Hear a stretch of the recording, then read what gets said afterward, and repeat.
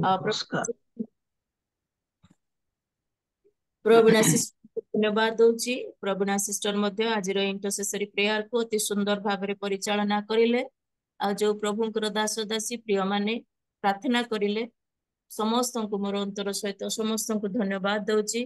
पुनर्बार समस्त को यूट्यूब रे आउ फेसबुक रे जूब रे जेते भाई भौणी माने जोग देइचंती आ देखिबे समस्त को मु स्वागत करूची। समस्त को प्रेज द लॉर्ड जणाउची। Praise the Lord.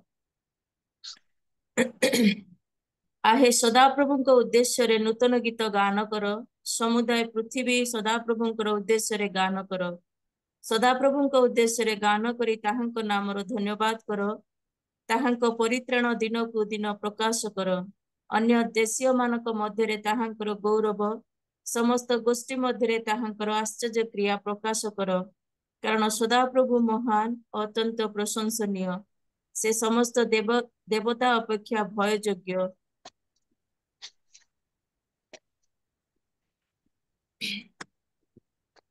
समस्त को प्रेज द लॉर्ड। प्रभु को नाम समस्त को धन्यवाद दबा संगे संगे आसंतु आमाने प्रभुकर निकट रे समस्त विषय निमंते प्रार्थना करिचु। आमानकर एई समय आमाने आराधना मध्य को जिबा कारण समय अत्यधिक हेई जाईची। 10 मिनिट आमाने आगु को चली जाईचु। तेणु करी आमाने समय को नष्ट न करी आमाने सीधा सड़क आराधना मध्य को जिबा कारण प्रभु आमानकर ए प्रातःकालीन आराधना धन्यवाद रूप बळी से चाहती। कारण प्रभु आमानकु प्रत्येकटी विषय अनुग्रह करिसंती। आमानकु जीवित रखी गोटे नुआ दिन देखै या केवल प्रभुंकर अनुग्रह। तेणु आमानकर जीवन रे आमे प्रभु को किछि देई पारुनु किंतु आमाने जदि प्रभुंकर धन्यवाद न करिबु प्रभुंकर अगौरव हबो। तेणु करी आमानकर प्रभु गौरवर परमेश्वर अटंती। से प्रशंसा निवासिनी तांकर गौरव से काहाकु दियंतिनी। आ आमे मध्य तांकु गौरव देई तांकर प्रशंसा आराधना करिबा। आमानकर मध्य रे आमानकर प्रिय भाई अछंती प्रभुंकर प्रिय दास जगजीवन जेना आज्ञा अति सुंदर भाव में आराधना करती। मु तांकर 2 थर आराधना सुनिची। सुंदर आराधना करी प्रभु को उपस्थिति मध्य आमानकु नेबे आ ए विश्वास भरोसा रे मु तांको ए समय रे स्वागत करूची। से आसीबे आमानको प्रभुंकर उपस्थिति मध्य रे आराधना मध्य रे कढे नेबे। प्रेज द लॉर्ड आज्ञा। Praise the lord.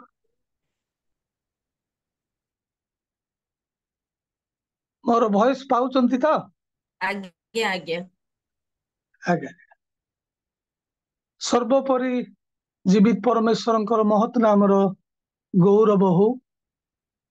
प्रभु दया अनुग्रह करी आजिर प्रभात रे तांको पाद तले बसी तांकरी सेवा आराधना स्तुति प्रशंसा करिबा अवकाश देइचंती। एडू प्रभु को धन्यवाद देवा सहित ए जूम प्लेटफॉर्म में समवेत ही थिबा प्रत्येक प्रभुंकर दास दासी भाई भौणी प्रत्येकंकु प्रभु यीशु ख्रीष्टंक मधुमय नाम रे मोर नमस्कार ज्ञापन करुछि। नमस्कार। आसंतु आमने प्रभुंकर स्तुति प्रशंसा करिबा। प्रभु आमानंकु आमानंकर ज्ञान बल रे धन बल रे कि जन बल रे आज पर्यंत बंचाई नांती। केवल तांकरी दया अनुग्रह रे से आमानंकु बंचाउचंती, आशीर्वाद करुचंती, अनुग्रह करुचंती, प्रतिपालन करुचंती, सुरक्षा दउचंती। तेबे आमाने तांको सहित समय देई तांकर स्तुति प्रशंसा करी आमानकर समय बिताइबा आवश्यक। प्रभु को धन्यवाद देवा संगे संगे आयोजक कर आज्ञा को मध्य धन्यवाद दउची मते प्रभु को नाम रे सुंदर अवकाश देइथिबारु। आसंतु आमाने आ विलंब न करी प्रभुंकर प्रशंसा करिबा। आमाने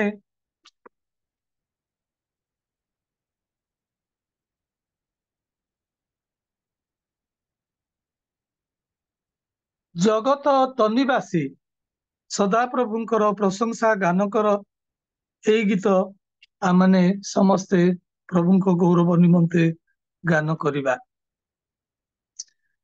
जगत तनिवासी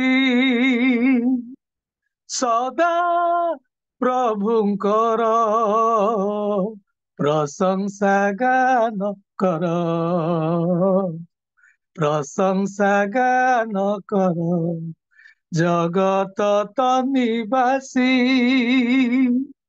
सदा प्रभुंकर प्रशंसा गान कर,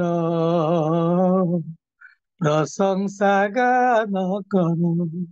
Hallelujah, hallelujah, hallelujah, hallelujah, hallelujah, hallelujah, hallelujah, hallelujah, hallelujah, hallelujah, hallelujah, hallelujah, hallelujah, hallelujah, जगत तनि पासी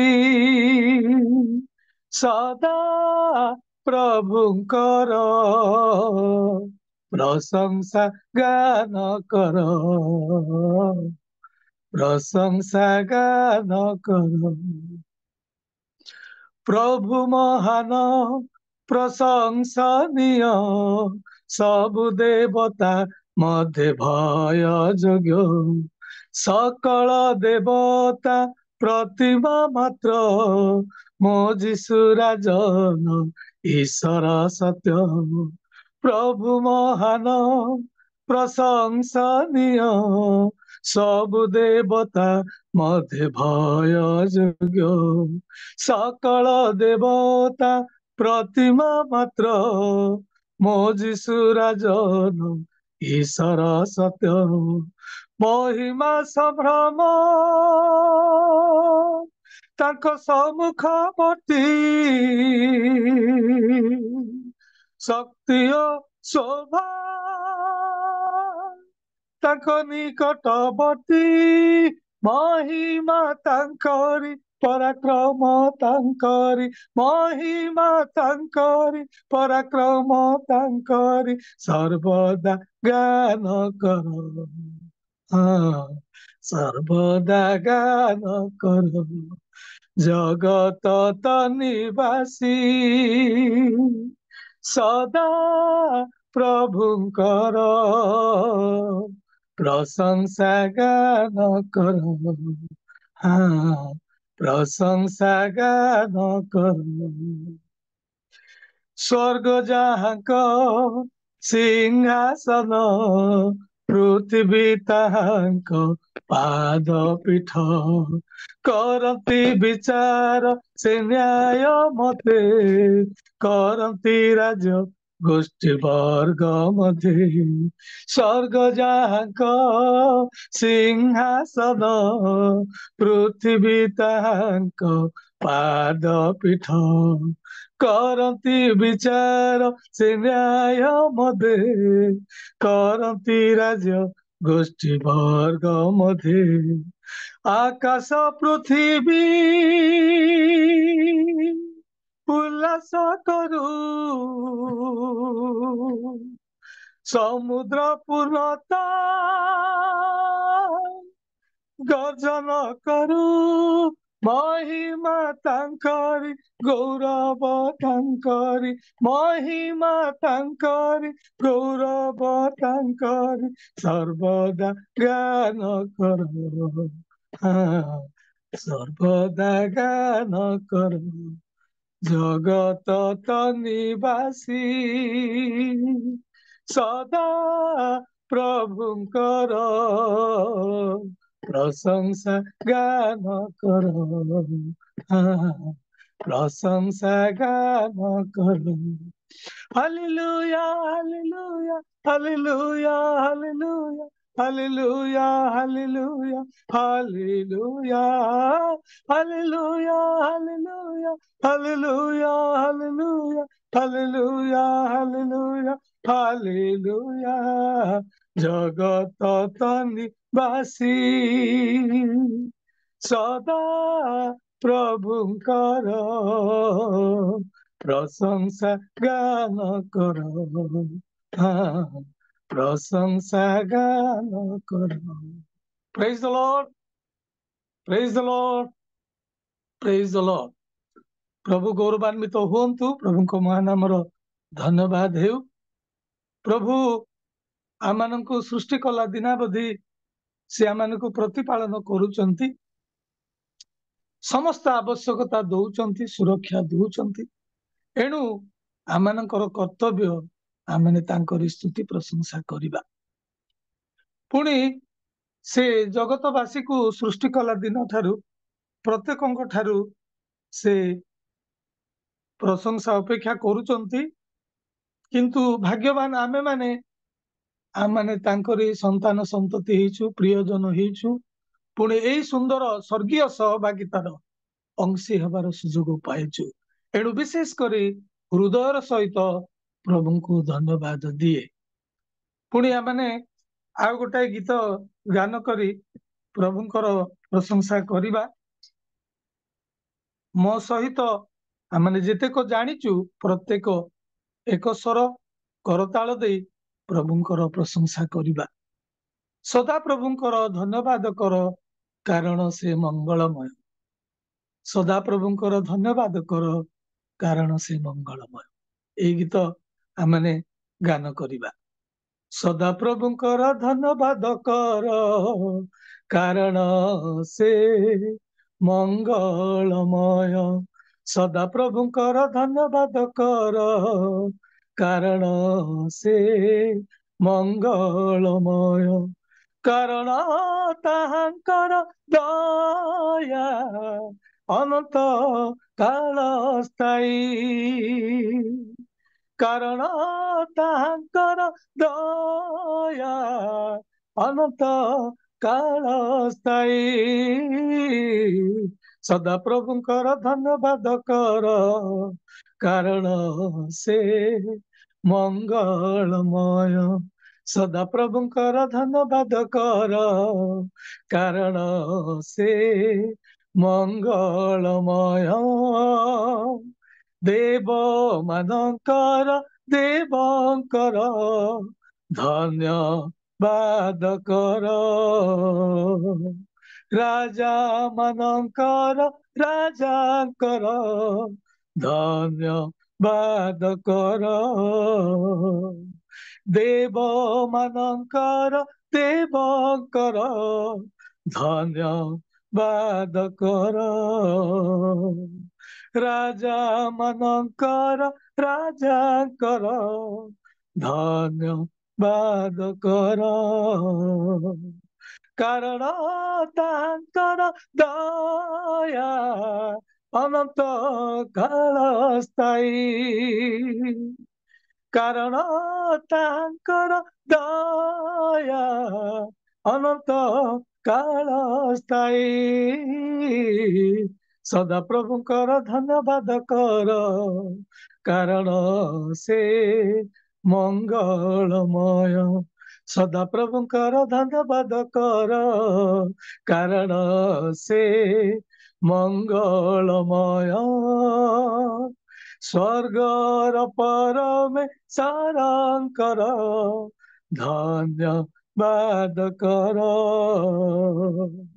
प्रभु मानकर प्रभुंकर धन्यवाद कर।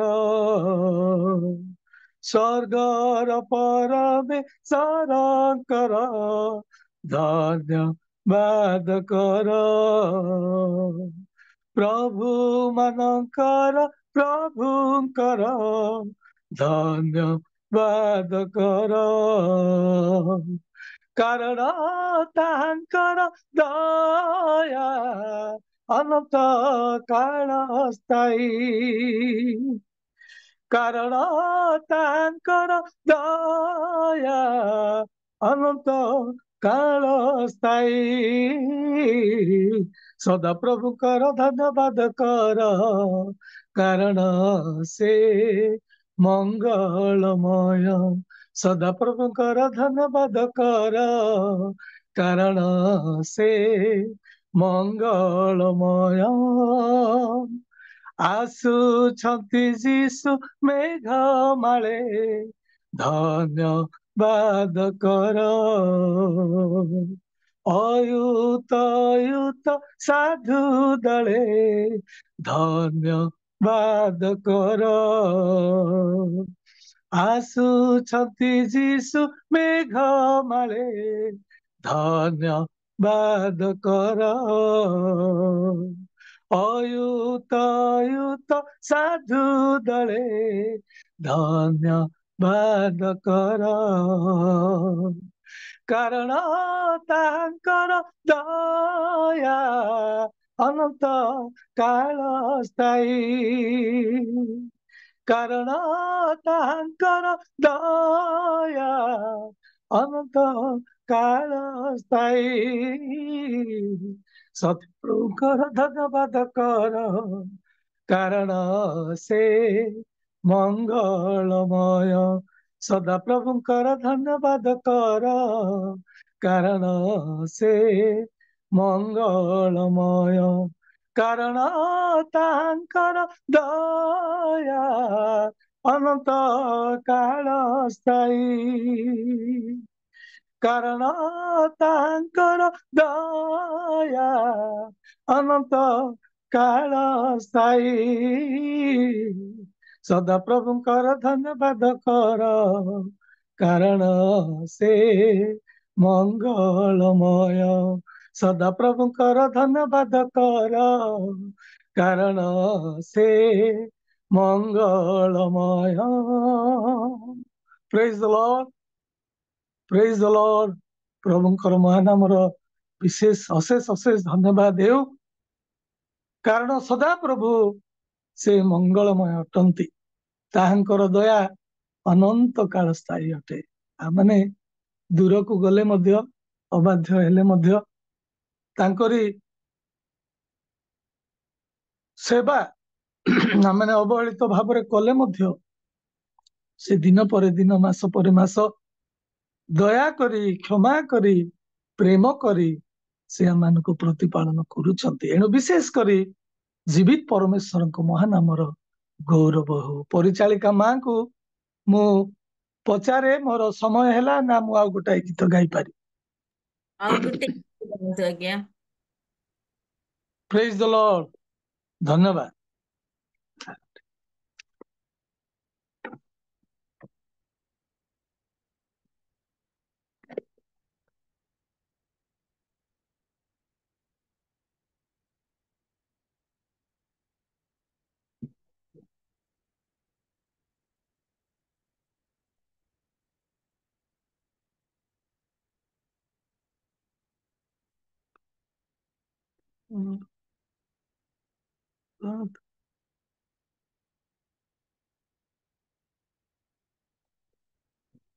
ଆମମାନେ ଆଉ ଗୋଟାଏ ଗୀତ ପ୍ରଭୁଙ୍କର ଗୌରବ ନିମନ୍ତେ ଗାନ କରିବା।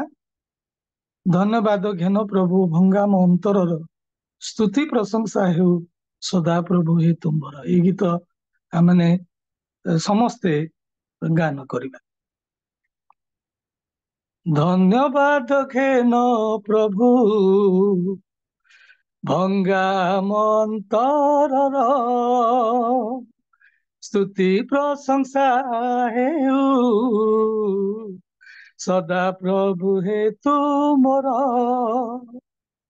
ଧନ୍ୟବାଦ ଘେନ ପ୍ରଭୁ ଭଙ୍ଗା ମୋ ଅନ୍ତରର, ସ୍ତୁତି ପ୍ରଶଂସା ହେଉ ସଦା ପ୍ରଭୁ ହେ ତୁମ୍ଭର। ଧନ୍ୟବାଦ ହେଉ, ଧନ୍ୟବାଦ ହେଉ, ଧନ୍ୟବାଦ ହେଉ, ଧନ୍ୟବାଦ ହେଉ, आहे सत्य सनातन परमेश्वर, आहे सत्य सनातन परमेश्वर। धन्यवाद घेन प्रभु भंगा ମୋ ଅନ୍ତରର, ସ୍ତୁତି ପ୍ରଶଂସା ହେଉ ସଦା ପ୍ରଭୁ ହେ ତୁମର। ତୁମେ ପଥ ତୁମେ ପଥ, ତୁମେ ସତ୍ୟ, ଜୀବନ ଏ ଜଗତର, ଶାନ୍ତି ଦାତା ମୁକ୍ତି ଦାତା, ଶକ୍ତି ଦାତା ପରମେଶ୍ୱର। ତୁମେ ପଥ, তুমি সত্য জীবন এ জগতর শান্তিদাতা মুক্তিদাতা শক্তিদাতা পরমেশ্বর হে করুণাময় হে মঙ্গলময় হে করুণাময় হে মঙ্গলমୟ ଧନ୍ୟ ଧନ୍ୟ ଧନ୍ୟ ହେଉ ନାମ ତୁମର ଧନ୍ୟ ଧନ୍ୟ ଧନ୍ୟ ହେଉ ନାମ ତୁମର ଧନ୍ୟବାଦ ଘେନ ପ୍ରଭୁ ଭଙ୍ଗା ମନ୍ତରର ସ୍ତୁତି ପ୍ରଶଂସା ହେଉ ସଦା ପ୍ରଭୁ ହେ ତୁମର ସୃଷ୍ଟିକର୍ତ୍ତା ତ୍ରାଣ କର୍ତ୍ତା ରକ୍ଷା କର୍ତ୍ତା ଜଗତର ଦୟାମୟ କ୍ଷମାମୟ ପ୍ରେମମୟ ସତ୍ୟ ଈଶ୍ୱର ସୃଷ୍ଟିକର୍ତ୍ତା ତ୍ରାଣ କର୍ତ୍ତା ରକ୍ଷା କର୍ତ୍ତା ଜଗତର দয়াময় ক্ষমাময় প্রেমময় সত্য ঈশ্বর আহে সুধাময় আহে মধুময় আহে সুধাময় আহে মধুময় যুগে যুগে ধন্য হেউ নাম তুমর যুগে যুগে ধন্য হেউ নাম তুমর ধন্যবাদ ঘেন প্রভু ভঙ্গা মন্তর স্তুতি প্রশংসা হেউ সদা প্রভু হে তুমর ধন্যবাদ হেউ ধন্যবাদ হেউ ধন্যবাদ হেউ ধন্যবাদ হেউ आहे सत्य सनातन परमेश्वर आहे सत्य सनातन परमेश्वर धन्यवाद घेन प्रभु भंगा मन्तरर स्तुति प्रशंसा हेउ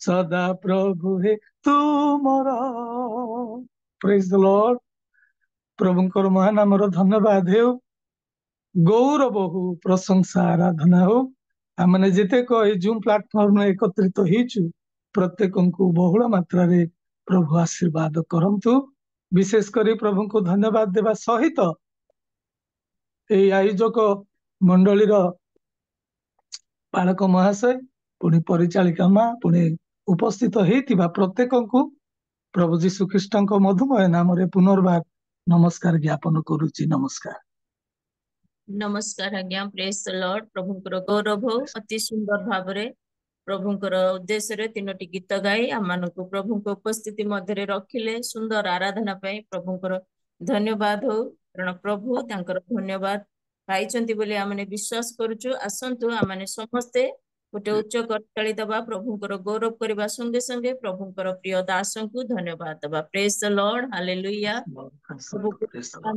ଆମମାନଙ୍କର ଆରାଧନାରେ ଆମମାନଙ୍କୁ ପ୍ରଭୁ ଆରମ୍ଭରୁ ଏପର୍ଯ୍ୟନ୍ତ ସୁନ୍ଦର ଭାବରେ ସମସ୍ତ ବିଷୟ କରିବା ପାଇଁ ସାହାଯ୍ୟ କଲେ ଏହି ସମୟ ପର୍ଯ୍ୟନ୍ତ ପ୍ରଭୁ ଆମମାନଙ୍କୁ ଆଣିଲେ ତେଣୁକରି ଆମେ ପ୍ରଭୁଙ୍କର ଧନ୍ୟବାଦ କରିବା ପ୍ରଶଂସା କରିବା ଆଉ ପ୍ରାର୍ଥନାର ସହିତ ପ୍ରଭୁଙ୍କ ନିକଟବର୍ତ୍ତୀ ହେବା ଏହି ସମୟରେ ମୁଁ ଅନୁରୋଧ କରୁଛି ଆମମାନଙ୍କର ମଧ୍ୟରେ ବିଜୟ ସାହୁ ଆଜ୍ଞା ଅଛନ୍ତି ପାଷ୍ଟର ବିଜୟ ସାହୁ ଆଉ ତାଙ୍କୁ ମୁଁ ଅନୁରୋଧ କରୁଛି ସେ ଆସିବେ ଆରାଧନା କରିଥିବା ଭାଇଙ୍କ ନିମନ୍ତେ ବାକ୍ୟ ନେଇ ଆସୁଥିବା ପ୍ରଭୁଙ୍କର ପ୍ରିୟ ଦାସଙ୍କ ନିମନ୍ତେ ଆଉ ପ୍ରତ୍ୟେକ ଯୋଉମାନେ ଆଜି ବାକ୍ୟ ଶୁଣିବେ ସମସ୍ତଙ୍କୁ ପ୍ରଭୁଙ୍କ ପାଦ ତଳେ ସମର୍ପଣ କରି ପ୍ରାର୍ଥନାରେ ଆମମାନଙ୍କୁ ସହଯୋଗ କରନ୍ତୁ ବିଜୟ ସାହୁ ଆଜ୍ଞା ପ୍ରେଜ ଦ ଲର୍ଡ ପ୍ରେଜ ଦ ଲର୍ଡ ଆଜ୍ଞା ପ୍ରେଜ ଦ ଆସନ୍ତୁ ପ୍ରାର୍ଥନା କରିବା ମଙ୍ଗଳମୟ ସଦାପ୍ରଭୁ ତମମାନଙ୍କୁ ଧନ୍ୟବାଦ ଦଉଛି ପିତା ପରମେଶ୍ୱର ଯେ ଜେକାର କରିଅଛି ପିତା ଆଜିର ସୁନ୍ଦର ପ୍ରଭାତ ନିମନ୍ତେ ପିତା ପରମେଶ୍ୱର ସମସ୍ତଙ୍କୁ ପିତା ଏଇ ଜୁମ୍ ମାଧ୍ୟମରେ ପିତା ଏକତ୍ରିତ କରିଅଛ ପିତା ଜୁମ୍ ମାଧ୍ୟମରେ ତମେ ସମସ୍ତଙ୍କୁ ପ୍ରତ୍ୟେକ ଜଣକୁ ନାମ ଧରି ତମେ ଆଶୀର୍ବାଦ କରିଅଛ ପିତା ଧନ୍ୟବାଦ ଦଉଛି ପ୍ରଭୁ। ହଁ ପିତା ପରମେଶ୍ୱର ଆଜି ଯେଉଁ ଆରାଧନା ଯେଉଁ ଇଏ କଲେ ୱାରସିପ୍ ଯେଉଁ କଲେ ପିତା ପରମେଶ୍ୱର ତାଙ୍କୁ ତମେ ଆଶୀର୍ବାଦ କର ତାଙ୍କୁ ପିତା ତଳେ ପାର ମସ୍ତକ ପର୍ଯ୍ୟନ୍ତ ତମେ ସୂଚି ପବିତ୍ର କର ତାଙ୍କ ସମସ୍ତ କାର୍ଯ୍ୟରେ ନିକଟ ସହବର୍ତ୍ତୀ ହ। ହଁ ପିତା ପରମେଶ୍ୱର ଆଉ ଯେମିତି ପିତା ତମର ଆଶୀର୍ବାଦରେ ପିତା ଅନୁଗ୍ରହରେ ଯେପରି ପିତା ସେମାନେ ଆହୁରି ବୃଦ୍ଧି ପାଇବେ ଏବଂ ଆଗାମୀ ଦିନରେ ଆହୁରି ଅଧିକରୁ ଅଧିକ ତମକୁ ସମୟ ଦେଇ ପିତା ତମଠାରେ ସେମାନେ ନିର୍ଭର କରି ତମକୁ ପିତା ପରମେଶ୍ୱର ସମ୍ମୁଖରେ ରଖି ସେମାନେ ଆଗକୁ ବଢ଼ିବେ ସେପରି ତମେ ତାଙ୍କୁ ଆଶୀର୍ବାଦ କର ଅନୁଗ୍ରହ କର। ବିଶେଷ କରି ପିତା ଆଜିର ବକ୍ତା ମହାଶୟଙ୍କୁ ତମେ ତ ରଖୁଛି ପ୍ରଭୁ ତାଙ୍କୁ ତମେ ଆଶୀର୍ବାଦ କର ସୂଚି ପବିତ୍ର କର ବୁଦ୍ଧି ଜ୍ଞାନ ପରିପୂର୍ଣ୍ଣ କର। ହଁ ପିତା ପରମେଶ୍ୱର ସେ ନୁହେଁ ଯେପରି ତୁମେ ତାଙ୍କ ମୁଖ ତମ କଥା କହିବ ପ୍ରଭୁ ତାଙ୍କୁ ଆଶୀର୍ବାଦ କର। ହଁ ପିତା ପରମେଶ୍ୱର ଯେଉଁ ବାକ୍ୟ ସେ ଆଣିଛନ୍ତି ପିତା ପ୍ରଭୁ ଆଜି ଆମ ସମସ୍ତଙ୍କୁ ଦେବା ପାଇଁ ସେ ବୀଜ ଯେପରି ପିତା ଉର୍ବର ଭୂମିରେ ପଡ଼ି ପିତା ଅଙ୍କୁରିତ ହେବ ପିତା ସେପରି ତମେ ଦୟା କର ଅନୁଗ୍ରହ କର ଆଶୀର୍ବାଦ କର ପିତା ତାଙ୍କୁ ପିତା ପରମେଶ୍ୱର ହଜେଇ ଲୁଚେ ତୁମେ ବ୍ୟବହାର କର ବୋଲି ପ୍ରାର୍ଥନା କରୁଅଛି ପ୍ରଭୁ। ହଁ ପିତା ପରମେଶ୍ୱର ଆଜି ଏଠାରେ ଯେତେ ଜଣ ବସିଛନ୍ତି ପ୍ରତ୍ୟେକ ଜଣକୁ ତମେ ଆଶୀର୍ବାଦ କର ବୋଲି ଏ କ୍ଷୁଦ୍ର ପ୍ରାର୍ଥନା ଯୀଶୁଙ୍କ ନାମରେ ମାଗୁଅଛି ଆମେନ୍। ଆମେନ୍। ଧନ୍ୟବାଦ ଆଜ୍ଞା ପ୍ରଭୁ ଆଶୀର୍ବାଦ କରନ୍ତୁ। ଆମମାନେ ଏଇ ସମୟରେ ଅତି ଗୁରୁତ୍ୱପୂର୍ଣ୍ଣ ସମୟରେ ଆସି ପହଞ୍ଚିଛୁ। ଆମମାନେ ପ୍ରଭୁଙ୍କର ନିକଟରେ ସମସ୍ତ ନିବେଦନ କରିଛୁ ଆମମାନଙ୍କର କାକୁତି ଗୁହାରି ସମସ୍ତ ଆମମାନଙ୍କର ବିଷୟ ନିବେଦନ ପ୍ରଭୁଙ୍କ ନିକଟରେ ସମର୍ପଣ କରିଛୁ। ପ୍ରଭୁ ଆମମାନଙ୍କର ପ୍ରାର୍ଥନା ଶୁଣିଛନ୍ତି ବିଶ୍ୱାସ କରୁଛୁ। ଆମମାନେ ପ୍ରଭୁଙ୍କର ନିକଟବର୍ତ୍ତୀ ହେବା ସଙ୍ଗେ ସଙ୍ଗେ ପ୍ରଭୁଙ୍କ ଉପସ୍ଥିତି ମଧ୍ୟରେ ରହି ଆମମାନେ ଆରାଧନା ମଧ୍ୟକୁ ଯାଇଛୁ। ଆଉ ପ୍ରଭୁ ଆମମାନଙ୍କର ଆରାଧନା ମଧ୍ୟ ଗ୍ରହଣ କରିଛନ୍ତି। ଆମମାନେ ସମସ୍ତ ବିଷୟ ପ୍ରଭୁଙ୍କୁ ଜଣେଇଛୁ। କିନ୍ତୁ ବର୍ତ୍ତମାନ ଆମମାନଙ୍କର ସମୟ ପ୍ରଭୁଙ୍କର ବାକ୍ୟ ଶୁଣିବାର ସମୟ। ପ୍ରଭୁ ତାଙ୍କର ଦାସଙ୍କ ଦ୍ଵାରା ସେ କଣ କହିବାକୁ ଚାହାନ୍ତି ତାହା ଆମେ ଶୁଣିବାକୁ ଯାଉଛୁ। ଯେମିତି ବାକ୍ୟରେ ଲେଖା ହେଇଛି କିନ୍ତୁ କାଳେ ପାପର ପ୍ରବଞ୍ଚନା ଦ୍ଵାରା ତୁମ୍ଭମାନଙ୍କ ମଧ୍ୟରୁ କେହି କଠିନ ମନା ହୁଏ ଏଥି ନିମନ୍ତେ ଆଜି ସୁଯୋଗ ଥାଉ ଥାଉ ପ୍ରତିଦିନ ପରସ୍ପରକୁ ଉତ୍ସାହ ଦିଅ ଓ ମନୋଯୋଗ କର। ତେଣୁକରି ଆସନ୍ତୁ ଆମମାନେ ପ୍ରଭୁଙ୍କର ଦାସଙ୍କୁ ସ୍ୱାଗତ କରିବା। ଆମମାନଙ୍କର ମଧ୍ୟରେ ପ୍ରଭୁଙ୍କର ଦାସ ଅଛନ୍ତି ରେଭରେଣ୍ଡ ପିଟର କୁମାର କର ଆଜ୍ଞା ରିଏଲ ମିନିଷ୍ଟ୍ରି ଅଫ ଇଣ୍ଡିଆର ଫାଉଣ୍ଡର। ଆଉ ସେ ପ୍ରଭୁଙ୍କର ଆହ୍ୱାନ ପ୍ରାପ୍ତ ହୋଇ ସେ ସବୁ ସମସ୍ତ କାର୍ଯ୍ୟ କରୁଛନ୍ତି ଅଫଲାଇନ ଅନଲାଇନ ମାଧ୍ୟମରେ ଆମମାନେ ସମସ୍ତେ ଜାଣିଛୁ। ଆଉ ଆମମାନଙ୍କ ମଧ୍ୟରେ କିଛି ନୂଆ ନୁହନ୍ତି ଅତି ପୁରୁଣା ପ୍ରଭୁଙ୍କର ପ୍ରିୟ ଦାସ ଆମମାନଙ୍କର ପ୍ରିୟ ପ୍ରଭୁଙ୍କର ଦାସ ଅଛନ୍ତି। ଏତେବେଳେ ମୁଁ ପ୍ରଭୁ ଯୀଶୁ ଖ୍ରୀଷ୍ଟଙ୍କ ନାମରେ ତାଙ୍କୁ ସ୍ୱାଗତ କରିବା ସଙ୍ଗେ ସଙ୍ଗେ ତାଙ୍କୁ ଆହ୍ୱାନ କରୁଛି ସେ ଆସିବେ ଆଣିଥିବା ପ୍ରଭୁଙ୍କର ବାକ୍ୟ ଆମମାନଙ୍କ ମଧ୍ୟରେ ପରିବେଷଣ କରିବେ। ପ୍ରେଜ ଦ ଲର୍ଡ ଆଜ୍ଞା। ପ୍ରେଜ ଦ ଲର୍ଡ ଦିଦି ପ୍ରେଜ ଦ ଲର୍ଡ। ମୋର ଆବାଜ ଆସୁଛି? ଆଜ୍ଞା। ଆଉ ରିଏଲ ମିନିଷ୍ଟ୍ରି ଅଫ ଇଣ୍ଡିଆ ଆନୁକୂଲ୍ୟରେ ଅନୁଷ୍ଠିତ ପ୍ରାତଃକାଳ ଉପାସନାରେ ଉପସ୍ଥିତ ପରମେଶ୍ୱରଙ୍କର ସମସ୍ତ ମନୋନୀତ ଦାସ ଦାସୀ ମାନଙ୍କୁ ପରିତ୍ରାଣକର୍ତ୍ତା ଶୀଘ୍ର ଆସୁଥିବା ପ୍ରଭୁ ଯୀଶୁ ଖ୍ରୀଷ୍ଟଙ୍କ ନାମରେ ମୁଁ ନମସ୍କାର ଜଣାଏ। ସମସ୍ତଙ୍କୁ ନମସ୍କାର, ସମସ୍ତଙ୍କୁ ପ୍ରେଜ ଦ ଲର୍ଡ। ପ୍ରଭୁଙ୍କୁ ମୁଁ ଧନ୍ୟବାଦ ଦେଉଅଛି। ପ୍ରଭୁ ଆଉ ପୁନର୍ବାର ନୂତନ ବର୍ଷ ପ୍ରଥମ ମାସ ଆଉ ମାସର ଶେଷ ତାରିଖ 31 ତାରିଖରେ ତାଙ୍କ ପଦ ତଳେ ବସିବା ପାଇଁ ସୁନ୍ଦର ସୁଯୋଗ ଦେଇଅଛନ୍ତି। ଆଉ ମାସର ଶେଷ ତାରିଖ 31 ତାରିଖରେ ତାଙ୍କର ବାକ୍ୟର ସେବା କାର୍ଯ୍ୟ କରିବା ପାଇଁ ମଧ୍ୟ ସୁନ୍ଦର ସୁଯୋଗ ଦେଇଅଛନ୍ତି। ପ୍ରଭୁଙ୍କୁ ମୁଁ ଧନ୍ୟବାଦ ଦିଏ। ତା ସହିତ ମୁଁ ଧନ୍ୟବାଦ ଦେଉଅଛି ପ୍ରଭୁଙ୍କର ଦାସୀ ଇଭାଞ୍ଜେଲିଷ୍ଟ ପ୍ରବୀଣା ମଲ୍ଲିକ ସିଷ୍ଟରଙ୍କୁ। ମଧ୍ୟସ୍ଥି ପ୍ରାର୍ଥନା ବହୁତ ସୁନ୍ଦର ଭାବରେ ପରିଚାଳନା କରିଥିଲି। ଆଉ ବହୁତ ସୁନ୍ଦର ଭାବରେ ପ୍ରଭୁଙ୍କ ଦାସୀ ମିନୁ ସାହୁ ଦିଦି ଉପାସନାକୁ ପରିଚାଳନା କରୁଅଛନ୍ତି। ଏବଂ ପ୍ରଭୁଙ୍କ ଦାସ ଆଉ ଜଗଜୀବନ ଜେନା ସାରଙ୍କୁ ବି ଧନ୍ୟବାଦ ଦଉଛି। ଅତି ସୁନ୍ଦର ହୃଦୟସ୍ପର୍ଶୀ ଗୀତ ସବୁ ସେ ଗାନ କରିଥିଲେ, ବର୍ଷିପ କରିଥିଲେ। ପ୍ରଭୁଙ୍କର ଉପସ୍ଥିତିକୁ ଆମମାନଙ୍କ ମଧ୍ୟକୁ ଆଣିଥିଲେ। ଆପଣମାନଙ୍କୁ ମୁଁ ଧନ୍ୟବାଦ ଦେଉଅଛି। ତା ସହିତ ଜୁମ୍ରେ ଉପସ୍ଥିତ ହୋଇଥିବା ପ୍ରତ୍ୟେକ ବ୍ୟକ୍ତି ବିଶେଷଙ୍କୁ ପ୍ରତ୍ୟେକ ପରିବାରକୁ ମୁଁ ଧନ୍ୟବାଦ ଦେଉଅଛି ଯେ ଆପଣମାନଙ୍କର ଉପସ୍ଥିତି ପାଇଁ, ଆପଣମାନଙ୍କର ଉପସ୍ଥିତି ଥିବା ହେତୁ ଆଉ ପ୍ରଭୁ ଆମମାନଙ୍କୁ ଜୁମ୍ ସେବା କାର୍ଯ୍ୟରେ ଆଉ ସୁନ୍ଦର ଭାବେ ପରିଚାଳନା କରି ଆସୁଅଛନ୍ତି। କେବଳ ଯେ ଆମମାନେ ଅନଲାଇନ ସେବା କାର୍ଯ୍ୟ କରୁଛୁ ତାହା ନୁହେଁ, ଅଫଲାଇନ ସେବା କାର୍ଯ୍ୟ ମଧ୍ୟ କରୁ। ଆଉ ଆମମାନେ ଏକ ମାସ ଧରି ଅର୍ଥାତ୍ ଜାନୁଆରୀ 1 ତାରିଖରୁ ଜାନୁଆରୀ 30 ତାରିଖ ପର୍ଯ୍ୟନ୍ତ ପ୍ରଭୁଙ୍କର ଅଭିଷିକ୍ତ ମନୋନୀତ ଦାସ ଦାସୀ ମାନଙ୍କର ମୁଖରୁ ଆଶୀର୍ବାଦର ବାକ୍ୟ ଆମେ ଶ୍ରବଣ କରି ଆସିଲୁ। ଆଉ ଆଜି ମଧ୍ୟ ମୁଁ ଆପଣମାନଙ୍କ ସମ୍ମୁଖରେ ଆଶୀର୍ବାଦର ବାକ୍ୟକୁ ରଖିବା ପାଇଁ ଚେଷ୍ଟା କରିବି। ଆଉ ଆଜି ଯାହା ମୁଁ ଆପଣମାନଙ୍କ ସମ୍ମୁଖରେ ପ୍ରକାଶ କରିବି ତାହା ହେଉଛି what is spiritual blessing. What is spiritual blessing, ଆତ୍ମିକ ଆଶୀର୍ବାଦ କଣ ଅଟେ, ଏହା ଆପଣମାନଙ୍କ ସମ୍ମୁଖରେ ମୁଁ ରଖିବା ପାଇଁ ଚେଷ୍ଟା କରିବି। ମୋର ପ୍ରିୟ ବନ୍ଧୁଗଣ, ଆଉ ପ୍ରଭୁଙ୍କ ଦୟା ଅନୁଗ୍ରହ ହେତୁ ଆଉ ଆପଣମାନଙ୍କର ପ୍ରାର୍ଥନାର ଫଳସ୍ୱରୂପୀ ପ୍ରଭୁ ମତେ ମୋ ପରିବାରକୁ ଜୀବିତ ରଖିଛନ୍ତି। ଆଉ ଏଇ ବର୍ଷ ବହୁତ ଆମମାନଙ୍କର ଅଫଲାଇନ ପ୍ରୋଗ୍ରାମ ଗୁଡାକ ରହିଛି, ପୁରା ବର୍ଷ ସାରା ରହିଛି, ଜୁନ ପର୍ଯ୍ୟନ୍ତ ଅଫଲାଇନ ପ୍ରୋଗ୍ରାମ ଗୁଡାକ ରହିଛି। ଆଉ ଆପଣମାନେ ପ୍ରାର୍ଥନାରେ ସ୍ମରଣ କରନ୍ତୁ। ଆଉ ଆଗରୁ ମୁଁ କଣ କରୁଥିଲି, ଅଫଲାଇନ ପ୍ରୋଗ୍ରାମର ଫଟୋ ଗୁଡାକ ଆଉ ଗ୍ରୁପରେ ମୁଁ ଛାଡୁଥିଲି। ପାଖାପାଖି 1000 ଲୋକ ସେ ଗ୍ରୁପରେ ଅଛନ୍ତି, ରିଏଲ ମିନିଷ୍ଟ୍ରି ଅଫ ଇଣ୍ଡିଆ ଗ୍ରୁପରେ। ଆଉ ଯୋଉ ସ୍ଥାନ ମାନଙ୍କରେ ଆମେ ଅଫଲାଇନ ପ୍ରୋଗ୍ରାମ କରୁଥିଲୁ, ଗ୍ରୁପରେ ଫଟୋ ଛାଡିଲେ ସାଙ୍ଗେ ସାଙ୍ଗେ ସେ ଅଞ୍ଚଳ ମାନଙ୍କୁ ଫୋନ କରାଯାଉଥିଲା।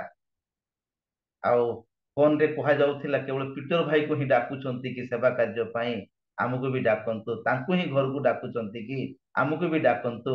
ଏଇଭଳିଆ ଫୋନ ଗୁଡାକ ସବୁ ଯାଉଥିଲା, ଯାଉଛି ମଧ୍ୟ। ତେଣୁ ବର୍ତ୍ତମାନ ଏ ବର୍ଷ ମୁଁ ଚିନ୍ତା କରିଛି ଯେ ସମସ୍ତ ଫଟୋ ଅପଲୋଡ କରାଯିବ ନାହିଁ ରିଏଲ ମିନିଷ୍ଟ୍ରି ଅଫ ଇଣ୍ଡିଆ ଗ୍ରୁପରେ, କେବଳ ଜଣକୁ ଅପଲୋଡ କରାଯିବ, ସେ ହେଉଛନ୍ତି ପ୍ରଭୁ ଯୀଶୁ ଖ୍ରୀଷ୍ଟ, ତାଙ୍କୁ ହିଁ ଜଣାଯିବ। ତେବେ ଆଜି ଆପଣମାନଙ୍କ ସମ୍ମୁଖରେ ମୁଁ ଯାହା ପ୍ରକାଶ କରିବା ପାଇଁ ମୁଁ ଚେଷ୍ଟା କରିବି ତାହା ହେଉଛି ଆତ୍ମିକ ଆଶୀର୍ବାଦ କଣ ଅଟେ। ମୋର ପ୍ରିୟ ବନ୍ଧୁଗଣ, ଯେ ଆଶୀର୍ବାଦ ଦୁଇ ପ୍ରକାର ଭାବରେ ଆସିଥାଏ।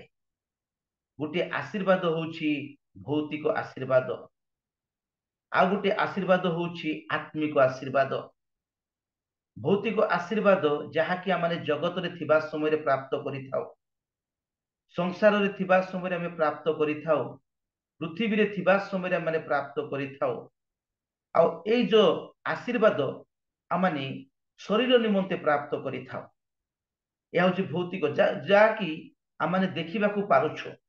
এই ଆଶୀର୍ବାଦ ଯାହାକି ଆମେ ଦେଖିବାକୁ ପାରୁଛୁ ତାହା ଭୌତିକ ଆଶୀର୍ବାଦ, ଲୋକମାନଙ୍କ ଦୃଷ୍ଟିଗୋଚର ହେଇଥାଏ। ଏହା କେବଳ ଜଗତ ପାଇଁ, ସଂସାର ପାଇଁ, ପୃଥିବୀ ପାଇଁ ଏବଂ ଶରୀର ପାଇଁ। ଏହା ମଧ୍ୟ ଦୁଇ ପ୍ରକାର ଭାବରେ ଆସିଥାଏ। ଗୋଟିଏ ହେଉଛି ଅନ୍ୟାୟରେ ଆସିଥାଏ, ଆଉ ଗୋଟିଏ ହେଉଛି ପରମେଶ୍ୱରଙ୍କ ଦ୍ୱାରା ଆସିଥାଏ। ଗୋଟିଏ ଉଦାହରଣ ଆପଣମାନଙ୍କ ସମ୍ମୁଖରେ ରଖିବି। ଜାନୁଆରୀ 1 ତାରିଖ ପ୍ରଭୁ ମତେ ଖୋର୍ଦ୍ଧା ଜିଲ୍ଲାର ଏକ ବଡ଼ ଚର୍ଚ୍ଚକୁ ନେଇଥିଲେ ବାକ୍ୟର ସେବା କାର୍ଯ୍ୟ କରିବା ନିମନ୍ତେ। ଆଉ ଯେତେବେଳେ ବାକ୍ୟର ସେବା କାର୍ଯ୍ୟ ସରିଲା, 3ଟାରୁ 5ଟା ପର୍ଯ୍ୟନ୍ତ ନୂତନ ବର୍ଷର ଉପାସନା ସରିଲା। ଆଉ ସେ ମଣ୍ଡଳୀ ମୋ ଦିନ ଅଭାଗାକୁ ଗୋଟିଏ କାର ବୁକ୍ କରିକି ସେମାନେ ଭୁବନେଶ୍ୱର ପଠେଇଲେ। ମୁଁ ଚିନ୍ତା କଲି ମୋ ପରିବାର ଭୁବନେଶ୍ୱର ବଡ଼ ଚର୍ଚ୍ଚରେ ସେମାନେ ଏକ ପ୍ରୋଗ୍ରାମ ଆଟେଣ୍ଡ କରିବା ପାଇଁ ଯାଇ ଅଛନ୍ତି, ମୁଁ ମଧ୍ୟ ଡାଇରେକ୍ଟ ସେ ସ୍ଥାନକୁ ପହଞ୍ଚି ଗଲି, ଯୋଉଟା କି ଚର୍ଚ୍ଚ ଅଫ କ୍ରାଇଷ୍ଟ ଭୁବନେଶ୍ୱର। ସେଠାରେ ଆମ ଗଜପତିର ପ୍ରାୟ ଯେତେ ପ୍ରଭୁଙ୍କର ସେବକ ମାନଙ୍କୁ ସେଠାରେ ମୁଁ ଦେଖିବାକୁ ପାଇଲି। ତେବେ ସେଠାରେ ବସୁ ବସୁ ପ୍ରୋଗ୍ରାମ ଦେଖୁ ଦେଖୁ ହଠାତ୍ ମୋର ଦୀର୍ଘ ବର୍ଷର ସାଙ୍ଗକୁ ମୁଁ ପାଇଲି ସେଠାରେ। ବହୁତ ବର୍ଷ ତଳେ ତାଙ୍କ ସହିତ ମୁଁ ମିଶିଥିଲି। ଆଉ ସେତେବେଳେ ଦେଖା କରିଥିଲି। ପୁନର୍ବାର ମୁଁ ବହୁତ ବର୍ଷ ପରେ ଜାନୁଆରୀ 1 ତାରିଖ ସନ୍ଧ୍ୟା 7 ଘଣ୍ଟା ସମୟରେ ମୁଁ ତାଙ୍କୁ ଦେଖା ପାଇଲି। ବହୁତ ଖୁସି ହେଲି। ଆଉ କଥାବାର୍ତ୍ତା କରୁ କରୁ ମୁଁ ତାଙ୍କୁ ପଚାରିଲି, ଆଉ ଭାଇ, ଆଉ ମିନିଷ୍ଟ୍ରି କେମିତି ଚାଲିଛି, ସେବା କାର୍ଯ୍ୟ କେମିତି ଚାଲିଛି? ନାଇଁ ଭାଇନା, ଆଉ ମୁଁ ସେବା କାର୍ଯ୍ୟରେ ନାହିଁ। କଣ ହେଲା ସେବା କାର୍ଯ୍ୟରେ ନାହିଁ? ସେ କହୁଛନ୍ତି ନାହିଁ, ମୁଁ ସେବା କାର୍ଯ୍ୟରେ ନାହିଁ। ମୁଁ ସେବା କାର୍ଯ୍ୟରେ ରହିକି ମୁଁ ଯାହା ଦେଖିଲି ମୋ ମନ ଆଉ ଟାଣିଲା ନାହିଁ କଣ୍ଟିନ୍ୟୁ କରିବା ପାଇଁ। ମୁଁ ତାଙ୍କୁ କହିଲି, ତୁମେ ଭୁବନେଶ୍ୱର କ୍ୟାପିଟାଲରେ ରହୁଥିଲ, ରାଜଧାନୀରେ ରହୁଥିଲ, ସାରା ଓଡ଼ିଶାର ହଷ୍ଟେଲ ଗୁଡାକ ସମ୍ଭାଳୁଥିଲ, ତୁମେ ଆକାଉଣ୍ଟାଣ୍ଟ ସହିତ HR काम करूथिलो कारण से बेले पाठ पढ़ी MBA कम आउ HR पाठ से पढ़ी कौन पाई छाड़िलो एते बड़ पोस्ट एते टंका सैलरी तुम स्त्री मध्य नर्स अछंती से कहउछंती मु जेते बेले काम करूथिली बहुत पाप करूथिली कौन पाप करूथिलु से कहउछंती लक्षे टंका खर्च करिवे मते 5 लाख टंकार बिल बनेया पय कहा जाउथिला मु बाध्य होई कि 5 लाख टंकार बिल करूथिली व्यक्तिगत खर्च करूथिले आनुष्ठानिक बिल तैयारी करूथिली पारिवारिक बिल खर्च करूथिले सेटा को आनुष्ठानिक भाव में बिल को प्रस्तुत करूथिली एही प्रकार मु पाप करूथिली मोर मन हेला नहीं एही प्रकार सेवा कार्य रे मते पाप चली कि सेवा कार्य रे मते अधर्म चली कि सेवा कार्य रे भी अन्याय चली कि ए समस्त विषय मु जेतेबेले देखिदेली मते रहिबा को इच्छा हेलानी भाईना मु छाड़ी देली बोली कहले कौन तुमे कौन से सब देखिल गोटे पिला पिछा 4800 टंका साहाय्य आसे 800 टंका गोटे पिला ना रे पठा जाए हॉस्टेल को 800 टंका भितर पिला को मैनेज करो बोली कहा जाए और 4800 टंकार बिल मु प्रस्तुत करे भाईना ताठो बड़ पाप कौन मु करूची कहंतु ना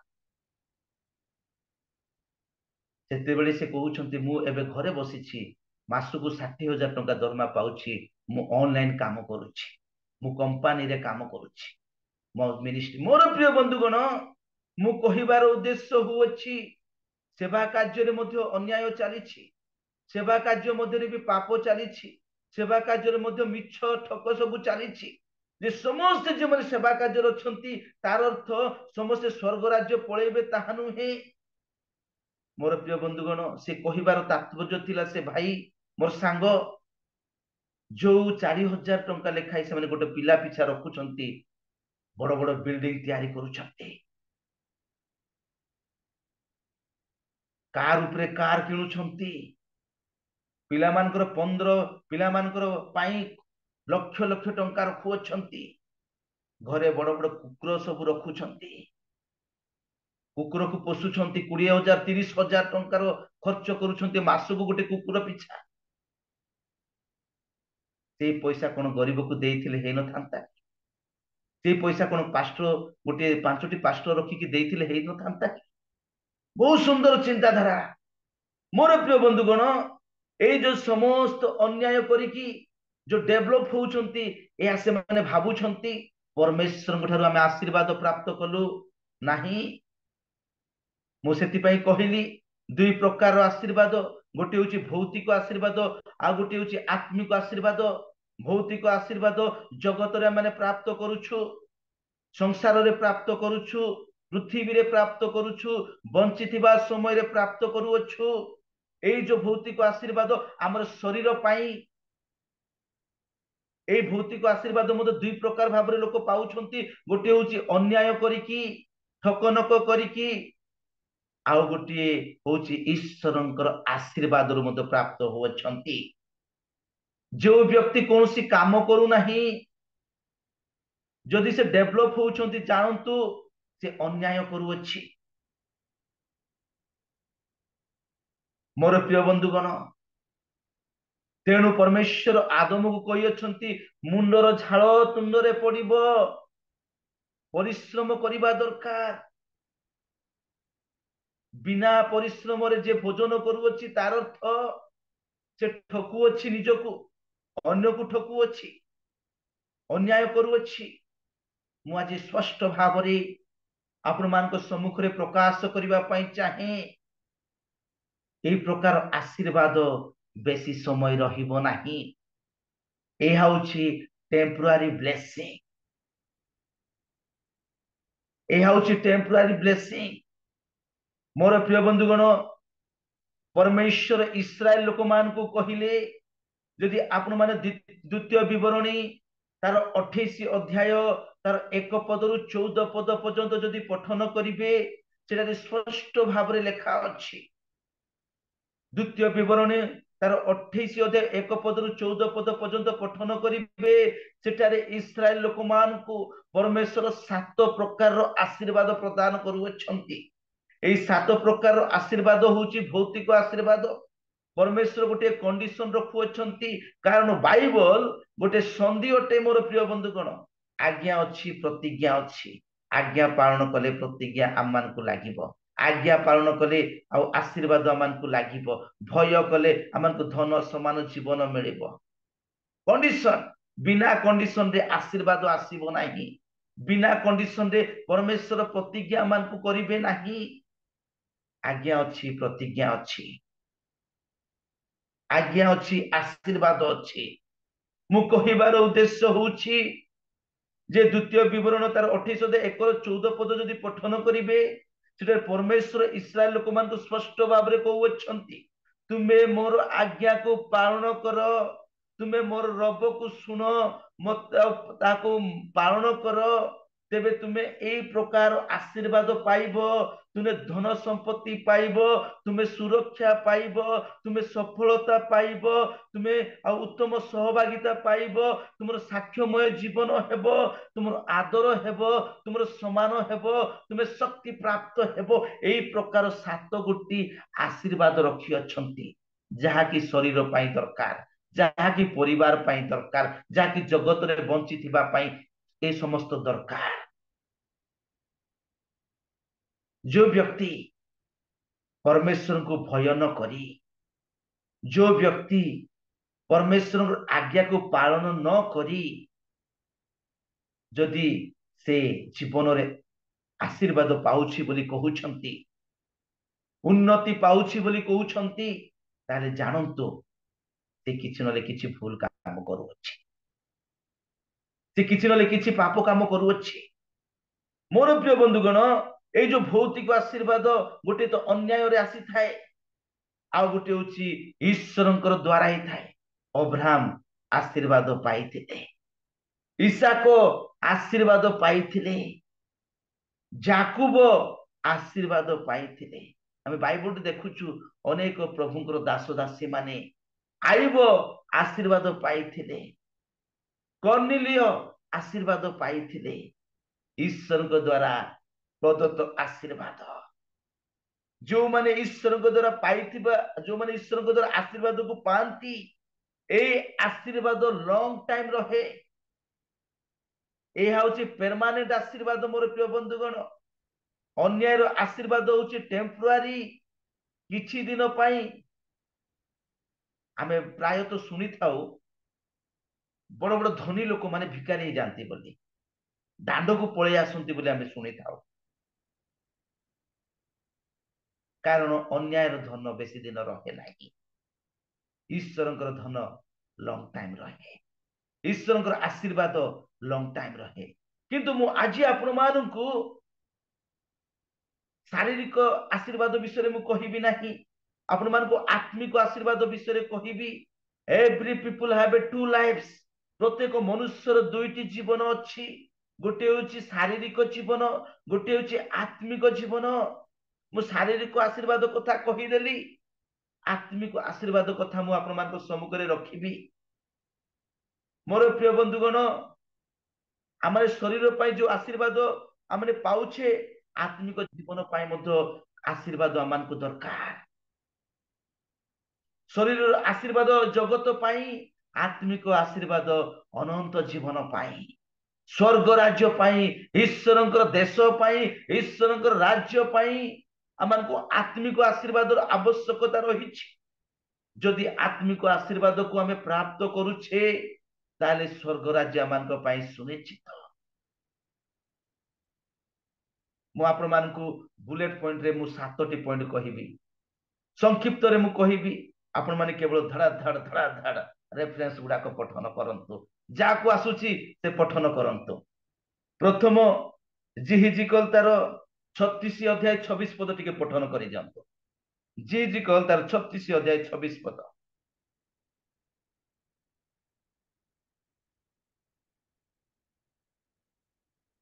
जिहिजिकल 36 अध्याय 26 पद। पुणी आंबे सेमानकु 36 ର 24 26 36 ର 26। ଆହୁରି ଆମ୍ଭେ ତୁମ୍ଭମାନଙ୍କୁ ଏକ ନୂତନ ହୃଦୟ ଦେବା ଓ ଆମ୍ଭେ ତୁମ୍ଭମାନଙ୍କ ଅନ୍ତରରେ ଏକ ନୂତନ ଆତ୍ମା ସ୍ଥାପନ କରିବା। ଆଉ ଆମ୍ଭେ ତୁମ୍ଭମାନଙ୍କର ମାଂସ ମଧ୍ୟରୁ ପ୍ରସ୍ତରମୟ ହୃଦୟ କାଢି ନେବା ଓ ଆମ୍ଭେ ତୁମ୍ଭମାନଙ୍କୁ ମାଂସମୟ ହୃଦୟ ଦେବା। ଏହା ହଉଛି ପ୍ରଥମ ଆଶୀର୍ବାଦ ମୋର ପ୍ରିୟ ବନ୍ଧୁଗଣ। ଆତ୍ମିକ ଆଶୀର୍ବାଦର ପ୍ରଥମ ବିଷୟ ହଉଛି ନୂତନ ହୃଦୟ ଏବଂ ନୂତନ ଆତ୍ମା ସ୍ଥାପନ କରିବା ବୋଲି ପ୍ରଭୁ କହୁଅଛନ୍ତି। ପରମେଶ୍ୱର ଇସ୍ରାଏଲ ଲୋକମାନଙ୍କୁ ନୂତନ ଜୀବନ ଯାପନ କାଟ ବୋଲି କହୁଅଛନ୍ତି।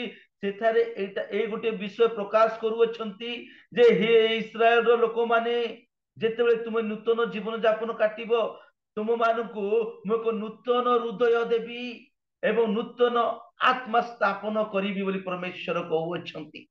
ମୋର ପ୍ରିୟ ବନ୍ଧୁଗଣ, ନୂତନ ହୃଦୟ ନୂତନ ଆତ୍ମା ପ୍ରାପ୍ତ କରିବା ଏକ ଆତ୍ମିକ ଆଶୀର୍ବାଦ ଅଟେ। କାରଣ ବାକ୍ୟରେ ସ୍ପଷ୍ଟ ଭାବରେ ଲେଖା ଅଛି, ଏ ପ୍ରସ୍ତରମୟ ଯୋଉ ହୃଦୟ ରହିଛି, ଏ ପ୍ରସ୍ତରମୟ ହୃଦୟକୁ ଆମେ କାଢିବା ବୋଲି ଲେଖା ଅଛି। ଆମ୍ଭେ ତୁମମାନଙ୍କୁ ମାଂସମୟ ହୃଦୟ ଦେବା। ମୋର ପ୍ରିୟ ବନ୍ଧୁଗଣ, ଏଇ ଯୋଉ ପ୍ରସ୍ତରମୟ ହୃଦୟ, ଏଇ ଯୋଉ କଠିନ ହୃଦୟ, ଏଇ ଯୋଉ ଟାଣ ହୃଦୟ, ଏଇ ଯୋଉ ଶକ୍ତ ହେଇଥିବା ହୃଦୟ, ଏହାକୁ ଆମେ କାଢିଦେବା ଆଉ ଆମମାନେ ଏକ ନୂତନ ହୃଦୟ ଦେବା। ସେଇ ନୂତନ ହୃଦୟରେ ଆମମାନେ ନୂତନ ଆତ୍ମାକୁ ସ୍ଥାପନ କରିବା ବୋଲି ଲେଖା ଅଛି। ମୋର ପ୍ରିୟ ବନ୍ଧୁଗଣ, ଆତ୍ମିକ ଆଶୀର୍ବାଦ ମଧ୍ୟରେ ପ୍ରଥମ ଆଶୀର୍ବାଦ ହଉଛି ନୂତନ ହୃଦୟରେ ନୂତନ ଆତ୍ମାକୁ ସ୍ଥାପନ କରିବା। ଏଇ ଯୋଉ ନୂତନ ହୃଦୟରେ ନୂତନ ଆତ୍ମାକୁ ସ୍ଥାପନ କରିବା ହଉଛି ପ୍ରଥମ ଆତ୍ମିକ ଆଶୀର୍ବାଦ ଅଟେ। ଆସନ୍ତୁ ଦ୍ୱିତୀୟ ପଦ ଆମେ ପଠନ କରିବା। ମାଥ୍ୟୁ ତାର 11 ଅଧ୍ୟାୟ ତାର 28 ପଦ ଟିକେ ପଠନ କରିଦିଅନ୍ତୁ।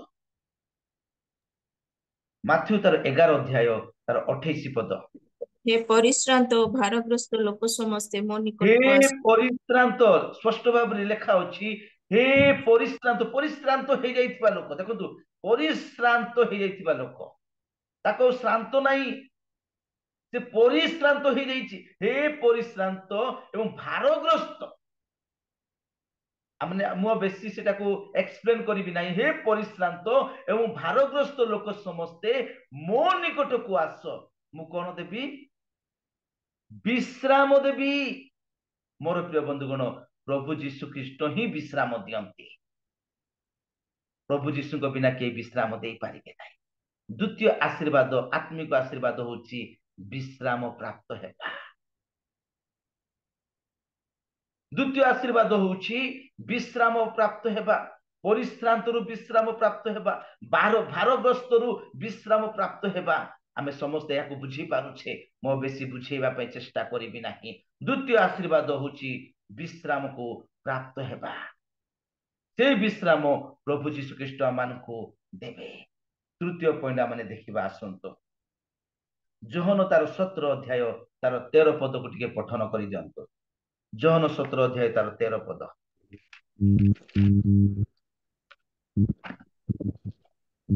କିନ୍ତୁ ଏବେ ମୁଁ ତୁମ ନିକଟକୁ ଯାଉଅଛି, ଆଉ ସେମାନଙ୍କ ଅନ୍ତର ମୋହର ଆନନ୍ଦ ଯେପରି ସମ୍ପୂର୍ଣ୍ଣ ହୁଏ, ସେଥି ନିମନ୍ତେ ଜଗତରେ ଥାଉ ଥାଉ ମୁଁ ଏହା ସବୁ କହୁଅଛି। ତୃତୀୟ ଆତ୍ମିକ ଆଶୀର୍ବାଦ ହଉଛି ଯୀଶୁଖ୍ରୀଷ୍ଟଙ୍କର ଆନନ୍ଦ, ଅର୍ଥାତ୍ ସ୍ୱର୍ଗୀୟ ଆନନ୍ଦ। ଏହା ହଉଛି ତୃତୀୟ ଆତ୍ମିକ ଆଶୀର୍ବାଦ। ସ୍ପଷ୍ଟ ଭାବରେ ଲେଖା ଅଛି, କିନ୍ତୁ ଏବେ ମୁଁ ତୁମ ନିକଟକୁ ଯାଉଅଛି, ଆଉ ସେମାନଙ୍କ ଅନ୍ତରରେ, ଦେଖନ୍ତୁ, ନୂତନ ହୃଦୟ ଦେବା, ନୂତନ ଆତ୍ମା ଦେବା, ଆମେ ଦେଖିଲୁ। ଏଟା ଲେଖା ଅଛି, ଆଉ ସେମାନଙ୍କ ଅନ୍ତରରେ ମୋର ଆନନ୍ଦ ଯେପରି ସମ୍ପୂର୍ଣ୍ଣ ହୁଏ। ମୋର ପ୍ରିୟ ବନ୍ଧୁଗଣ, ଜଗତରେ ବିଭିନ୍ନ ପ୍ରକାରରେ ଲୋକମାନେ ଆନନ୍ଦ କରନ୍ତି। ଲୋକ ମଦ ପିଇକି ଆନନ୍ଦ କରନ୍ତି। ମଦ, ମରେ ମରଣ, ଦରେ ଦରିଦ୍ର। ମଦ ପିଇକି ଲୋକ ଆନନ୍ଦ କରନ୍ତି। ଲୋକମାନେ ଫିଲ୍ମ ଗୀତରେ ନାଚ କରିକି ଆନନ୍ଦ କରନ୍ତି। ଲୋକମାନେ ଫିଲ୍ମ ଗୀତ ଗାନ କରିକି ଆନନ୍ଦ କରନ୍ତି। ଲୋକମାନେ ଚୋରି କରିକି ଆନନ୍ଦ କରନ୍ତି। ଲୋକମାନେ ବ୍ୟଭିଚାର କାମ କରିକି ଆନନ୍ଦ କରନ୍ତି। ଲୋକମାନେ ଅନ୍ୟାୟ କରିକି ଆନନ୍ଦ କରନ୍ତି। এই ସବୁ ଆନନ୍ଦ ପାପର ଆନନ୍ଦ ଅଟେ। କିନ୍ତୁ ମୋର ପ୍ରିୟ ବନ୍ଧୁଗଣ, ବାଇବଲ ସ୍ପଷ୍ଟ ଭାବରେ ପ୍ରକାଶ କରୁଅଛି ଆମମାନଙ୍କୁ ଆତ୍ମିକ ଆଶୀର୍ବାଦ, ଯାହାକି ଯୀଶୁଖ୍ରୀଷ୍ଟଙ୍କର ଆନନ୍ଦ ଆବଶ୍ୟକତା ରହିଛି। ଯୀଶୁଖ୍ରୀଷ୍ଟଙ୍କର ଆନନ୍ଦରେ ମୋର ପ୍ରିୟ ବନ୍ଧୁ ଯିଏ ଅଛନ୍ତି, ଭୋକରେ ଥିଲେ ବି ସେ ଖୁସି ଥିବ, ଆନନ୍ଦ ଦେଖାଯାଉ। ଘରେ ଯଦି ଚାଉଳ ନଥିଲେ ବି ସେ ଆନନ୍ଦ ଦେଖାଯାଉଥିବ। ଶରୀର ଅସୁସ୍ଥ ହେଇଥିଲେ ମଧ୍ୟ ସେ ଆନନ୍ଦ ଦେଖାଯାଉଥିବ। ଘରେ ସମସ୍ୟା ପଡିଥିଲେ ମଧ୍ୟ ଆନନ୍ଦ ଦେଖାଯାଉଥିବ। ମୋର ପ୍ରିୟ ବନ୍ଧୁଗଣ, ତାଙ୍କୁ ତାଡ଼ନା ଆସୁଥିଲେ ମଧ୍ୟ ସେ ଆନନ୍ଦ ଦେଖାଯାଉଥିବ। ଜେଲ ମଧ୍ୟରେ ଥିଲେ ମଧ୍ୟ ଆନନ୍ଦ ସେ ଦେଖାଯାଉଥିବ, କାରଣ ପ୍ରଭୁ ତାଙ୍କୁ ଆନନ୍ଦ ଦେଇ ଅଛନ୍ତି। ଏହା ହଉଛି ଏକ ଆଶୀର୍ବାଦ ଅଟେ। ଏହା ହଉଛି ଆତ୍ମିକ ଆଶୀର୍ବାଦ ଅଟେ। ମୋର ପ୍ରିୟ ବନ୍ଧୁଗଣ, ନୂତନ ହୃଦୟ, ନୂତନ ଆତ୍ମା, ଏହା ଆତ୍ମିକ ଆଶୀର୍ବାଦ ଅଟେ। ବିଶ୍ରାମ ପ୍ରାପ୍ତ ହେବା, ଏହା ଆତ୍ମିକ ଆଶୀର୍ବାଦ ଅଟେ। ଏବଂ ପ୍ରଭୁଙ୍କର ଆନନ୍ଦକୁ ପ୍ରାପ୍ତ କରିବା, ଏହା ହଉଛି ଆତ୍ମିକ ଆଶୀର୍ବାଦ ଅଟେ। ଚତୁର୍ଥ ବିଷୟ, ଚତୁର୍ଥ ନା ତୃତୀୟ ବିଷୟ? ଚତୁର୍ଥ, ତୃତୀୟ କମ୍ପ୍ଲିଟ ହେଲା। ହଁ, ଚତୁର୍ଥ ବିଷୟ ଯୋହନ, ପଢନ୍ତୁ ଯୋହନ ତାର 10:28 ଯୋହନ 10:28।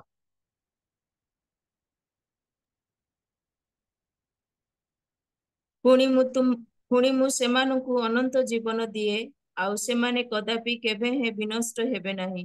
ପୁଣି କେହି ମୋ ହସ୍ତରୁ ସେମାନଙ୍କୁ ହରଣ କରିବେ ନାହିଁ। ମୋର ପ୍ରିୟ ବନ୍ଧୁଗଣ, ଚତୁର୍ଥ ଆଶୀର୍ବାଦ ହଉଛି ଆତ୍ମିକ ଆଶୀର୍ବାଦ, ଅନନ୍ତ ଜୀବନ, ଯାହାର କି ଅନ୍ତ ହେବ ନାହିଁ, ଯୋଉ ଜୀବନର କି ଅନ୍ତ ହେବ ନାହିଁ, ଅନନ୍ତ ଜୀବନ, ଏଭରଲାଷ୍ଟିଂ ଲାଇଫ। ମୋର ପ୍ରିୟ ବନ୍ଧୁଗଣ, ପ୍ରଭୁ ଯୀଶୁ ଖ୍ରୀଷ୍ଟ ଏଠାରେ ସ୍ପଷ୍ଟ ଭାବରେ କହୁଅଛନ୍ତି, ପୁଣି ମୁଁ ସେମାନଙ୍କୁ ଅନନ୍ତ ଜୀବନ ଦିଏ। ଏଇ ଆତ୍ମିକ ଆଶୀର୍ବାଦ ଆମକୁ ଦରକାର, ଅନନ୍ତ ଜୀବନର ଆଶୀର୍ବାଦ ଆମକୁ ଦରକାର। ଲେଖା ଅଛି, ଆଉ ସେମାନେ କଦାପି କେବେ ବିନଷ୍ଟ ହେବେ ନାହିଁ, ପୁଣି କେହି ମୋ ହସ୍ତରୁ ସେମାନଙ୍କୁ ହରଣ କରିବ ନାହିଁ। ଥରେ ପ୍ରଭୁଙ୍କ ହସ୍ତରେ ପଡିଗଲେ ସେ ବିନଷ୍ଟ ହେବ ନାହିଁ, ଆଉ କିଏ ତାକୁ ହରଣ କରିକି ନେଇଯିବ ନାହିଁ। ମୋର ପ୍ରିୟ ବନ୍ଧୁଗଣ, ଅନନ୍ତ ଜୀବନ ପ୍ରାପ୍ତ କରିବା, ଏହା ହଉଛି ଆତ୍ମିକ ଆଶୀର୍ବାଦ। ସେଇ ଯୋହନ ତାର 3 ଅଧ୍ୟାୟ ତାର 15 ପଦ ଏବଂ 16 ପଦ ଟିକେ ପଠନ କରିଦିଅନ୍ତୁ। ଯୋହନ ତାର 3 ଅଧ୍ୟାୟ 15 ପଦ ଏବଂ 16 ପଦ ଟିକେ ପଠନ କରିଦିଅନ୍ତୁ। ଯେ ଲେଖା ଅଛି 3:15ରେ, ଯେପରି ଯେ କେହି ତାହାଙ୍କଠାରେ ବିଶ୍ୱାସ କରେ, এই ଅନନ୍ତ ଜୀବନ ପାଇବାକୁ ହେଲେ ବିଶ୍ୱାସ କରିବାକୁ ପଡିବ। ଲେଖା ଅଛି, ଯେପରି ଯେ କେହି ତାହାଙ୍କଠାରେ ବିଶ୍ୱାସ କରେ ସେ ଅନନ୍ତ ଜୀବନ ପ୍ରାପ୍ତ ହେବ। ଦେଖନ୍ତୁ, ଏହା ଆତ୍ମିକ ଆଶୀର୍ବାଦ ଅଟେ। ବିଶ୍ୱାସ କଲେ ଅନନ୍ତ ଜୀବନ ମିଳିବ, ଅନନ୍ତ ଜୀବନ ପ୍ରାପ୍ତ ହେବ। 16 ପଦରେ ଲେଖା ଅଛି, କାରଣ ଈଶ୍ୱର ଜଗତକୁ ଏଡେ ପ୍ରେମ କଲେ ଯେ ସେ ଆପଣା ଅଦ୍ୱିତୀୟ ପୁତ୍ରଙ୍କୁ ଦାନ କଲେ, ଯେପରି ଯେ କେହି ତାଙ୍କଠାରେ ବିଶ୍ୱାସ କରେ ସେ ବିନଷ୍ଟ ନ ହୋଇ ଅନନ୍ତ ଜୀବନ ପ୍ରାପ୍ତ ହେବ। ଚତୁର୍ଥ ଆଶୀର୍ବାଦ ମାନେ ଦେଖିଲୁ, ଅନନ୍ତ ଜୀବନ ପ୍ରାପ୍ତ ହେବା। ସେଇ 3:36 ପଦ ଟିକେ ପଠନ କରିଦିଅନ୍ତୁ। 3:36 ପଦ, ଯୋହନ 3:36 ପଦ। ଯେ ପୁତ୍ରଙ୍କ ଠାରେ ବିଶ୍ୱାସ କରେ ସେ ଅନନ୍ତ ଜୀବନ ପ୍ରାପ୍ତ ହୋଇଅଛି, ମାତ୍ର ଯେ ପ୍ରାପ୍ତ ହୋଇଅଛି ବୋଲି ଲେଖା ଅଛି। ଏଟା ଲେଖା ଅଛି, ଯେ ପୁତ୍ରଙ୍କ ଠାରେ ବିଶ୍ୱାସ କରେ ସେ ଅନନ୍ତ ଜୀବନ ପ୍ରାପ୍ତ ହୋଇଅଛି ବୋଲି ଲେଖା ଅଛି। ମୋର ପ୍ରିୟ ବନ୍ଧୁଗଣ, এই ଅନନ୍ତ ଜୀବନ ପ୍ରାପ୍ତ ହେବା ନିହାତି ଆବଶ୍ୟକ। ଅନନ୍ତ ଜୀବନକୁ ପାଇବାକୁ ହେଲେ ବିଶ୍ୱାସ କରିବାକୁ ଦରକାର, ବିଶ୍ୱାସ କରିବାକୁ ପଡିବ। ଚତୁର୍ଥ ଆତ୍ମିକ ଆଶୀର୍ବାଦ ହଉଛି ଅନନ୍ତ ଜୀବନ। ଆସନ୍ତୁ ପଞ୍ଚମ ଆଉ ଆତ୍ମିକ ଆଶୀର୍ବାଦ ଆମେ ଦେଖିବା। ଯୋହନ 14 ତାର 27 ପଦ ଟିକେ ପଠନ କରିଦିଅନ୍ତୁ। ଯୋହନ 14:27 ପଦ। ମୁଁ ତୁମ୍ଭମାନଙ୍କୁ ଶାନ୍ତି ଦାନ କରି ଯାଉଅଛି, ମୋର ନିଜର ଶାନ୍ତି ତୁମ୍ଭମାନଙ୍କୁ ଦାନ କରୁଅଛି। ଜଗତ ଯେପରି ଦାନ କରେ, ମୁଁ ତୁମ୍ଭମାନଙ୍କୁ ସେପରି ଦାନ କରୁନାହିଁ। ତୁମ୍ଭମାନଙ୍କ ହୃଦୟ ଉଦ୍ବିଗ୍ନ କି ଭୟଗ୍ରସ୍ତ ନ ହେଉ। ମୋର ପ୍ରିୟ ବନ୍ଧୁଗଣ, ଆମେ ଆଉ ପଞ୍ଚମ ଆତ୍ମିକ ଆଶୀର୍ବାଦକୁ ଦେଖିବାକୁ ପାରୁଛୁ। जे ताहा होची शांति शांति ए शांति होची जीशु ख्रीष्टंकर शांति जीशु ख्रीष्ट कहउछन्ति मु तुम मानकु शांति दान करी जाउछि मोर प्रिय बंधुगण शांति कौन से दुकान रे मिले नहीं शांति कौन से बाजार रे मिले नहीं शांति जगत रे कौन सी व्यक्ति दे पारिबो नहीं शांति कौन सी डॉक्टर दे पारिबो नहीं कि कौन सी मेडिसिन खाइले शांति मिलिबो नहीं शांति केवल जीशु ख्रीष्ट ही देव जीशु ख्रीष्ट पाखरे ही शांति अच्छी ए शांति रो आत्मिक आशीर्वाद प्राप्त करिबा आमानकर निहाती आवश्यकता रहिछि हेइताय पारे थरे आम जूम रे ही मु कहिसिली गोटे डॉक्टरंकर कथा कहिथिली परिवार समस्ते चाकरी टंका पैसार अभाव नहीं गाड़ी गुड़ार अभाव नहीं घर द्वार अभाव नहीं जीवन रे शांति नहीं मोर प्रिय बंधुगण शांति केवल प्रभु दियंती लेखा अछि मु तुमको शांति दान करी जाउछि मोर निजर शांति तुमको दान करूछि मोर निजर शांति यीशु ख्रीष्ट कहउछन्ति मो निजर शांति मु तुमको दान करी जाउछि जेपरि जगत जेपरि दान करे मु तुमको सेपरि दान करू नाही तुमको हृदय उद्विग्न की भयग्रस्त न हेउ मोर प्रिय बंधुगण पंचम कथा माने देखिलु आत्मिक आशीर्वाद मध्यरे शांति को प्राप्त करिबा जीशु ख्रीष्टंकर शांति को प्राप्त करिबा कहार शांति नहीं जीशु ख्रीष्टंकर शांति को माने प्राप्त करिबा दरकार एहा होछि पंचम आत्मिक आशीर्वाद षष्ठ कथा माने देखिबा आसंतो प्रकाशित पुस्तक तार आउ 3 अध्याय तार 5 पद टिके पठन करि दियंतो प्रकाशित पुस्तक तार 3 अध्याय तार 5 पद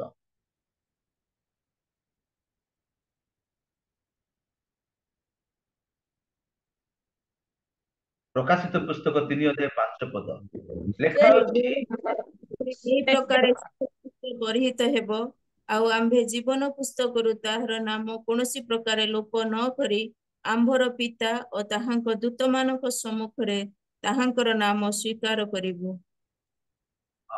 षष्ठ आत्मिक आशीर्वाद होउछि जे आउ शुक्ल वस्त्र परिहित हेबा शुक्ल वस्त्र परिहित हेबा ए होउछि षष्ठ आत्मिक आशीर्वाद लेखा होछि जे जय करे जे जय करिछि जे जगत को जय करिछि जे संसार को जय करिछि जे पाप को जय करिछि जे अभिलाष को जय करिछि जे शारीरिक जीवन को जय करिछि